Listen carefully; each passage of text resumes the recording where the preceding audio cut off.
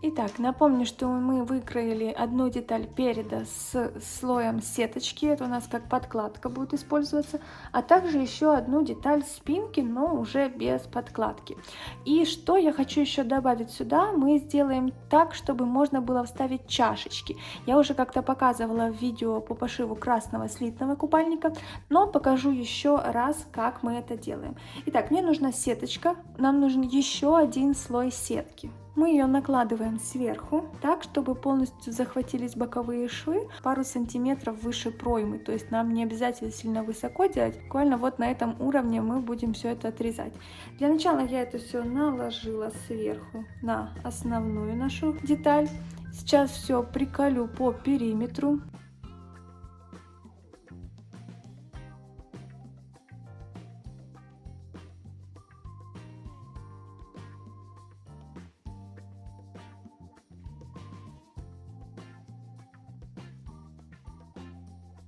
Теперь нам нужно все это выкроить по срезам нашей основной детали.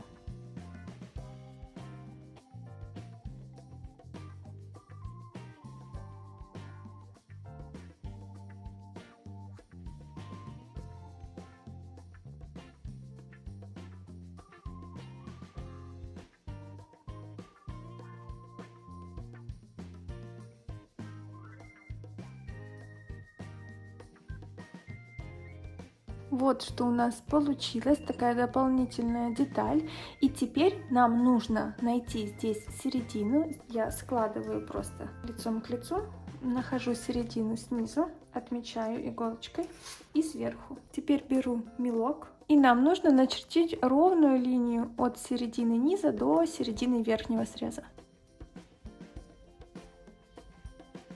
Теперь откалываем сетку от нашего основного материала, но при этом две детали сеточки остаются друг с другом сколоты. Для чего мы это делаем? Нам нужно будет вот здесь проложить строчку, для того, чтобы соединить два слоя сеточки. Все, мы сеточку снимаем.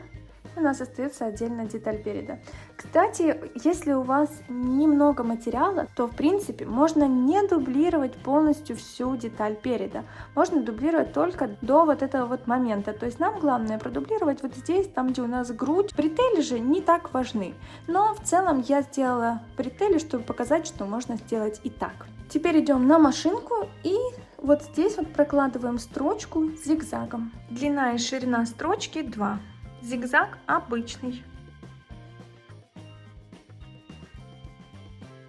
Теперь нам нужно все детали топа стачать друг с другом. Для этого берем деталь подклада из сеточки и лицом к нам, вот этой вот частью лицом к нам, выкладываем сверху лицом к нам деталь спинки и еще сверху изнанкой уже к нам деталь переда. Все это мы должны стачать по боковым и плечевым швам на оверлоке 4-ниточным швом. Обязательно скалываем все детали, чтобы в процессе пошива у нас ничего не сползало.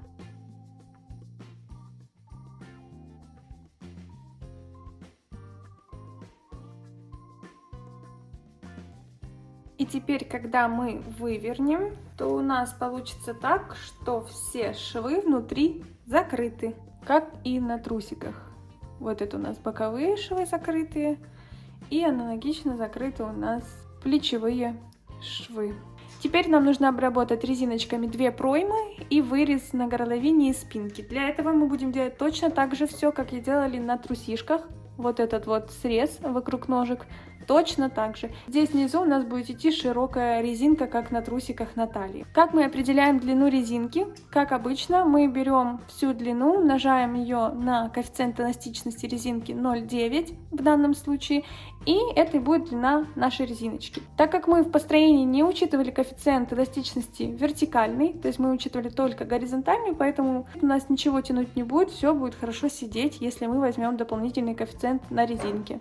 Так что берем резиночку, отрезаем нужную длину, прикалываем равномерно. Сначала прикалываем по всем швам, потом равномерно распределяем по всему срезу резинку и пришиваем на оверлоке. Я буду использовать 3-ниточный шов. И первый срез, который я буду обрабатывать, это будет горловина и спинка. И вот я уже приколола все равномерно, резиночку по всему срезу. И теперь иду на оверлок.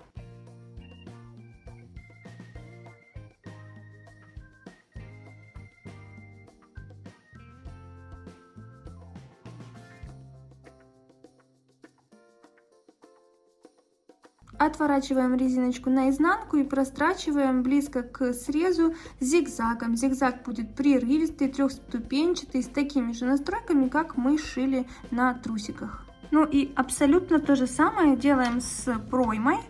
Тоже прикалываем резиночку, пришиваем на оверлоке, заворачиваем и прошиваем на машинке зигзагом. Все, и дальше переходим уже к поясу.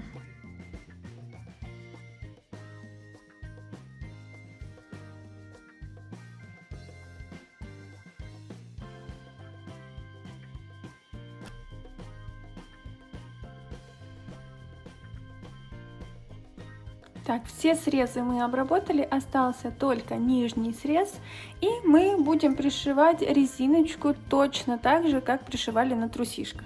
Я взяла нашу выкроенную обтачку, так сказать. Я сюда в обтачку завернула резинку, сколола.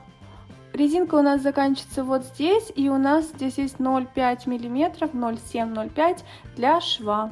И притачиваем резиночку к топу. Сначала совмещаем по боковым швам, скалываем иголочкой и равномерно все это прикалываем и идем на оверлок 4-ниточным швом.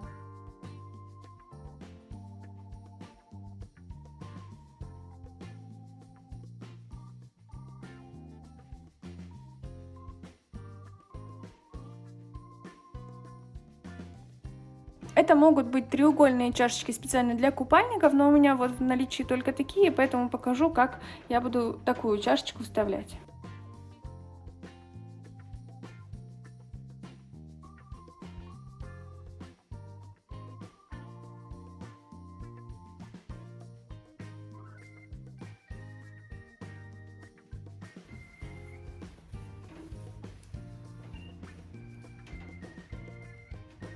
И вот разница очевидна, когда с чашечкой и когда без.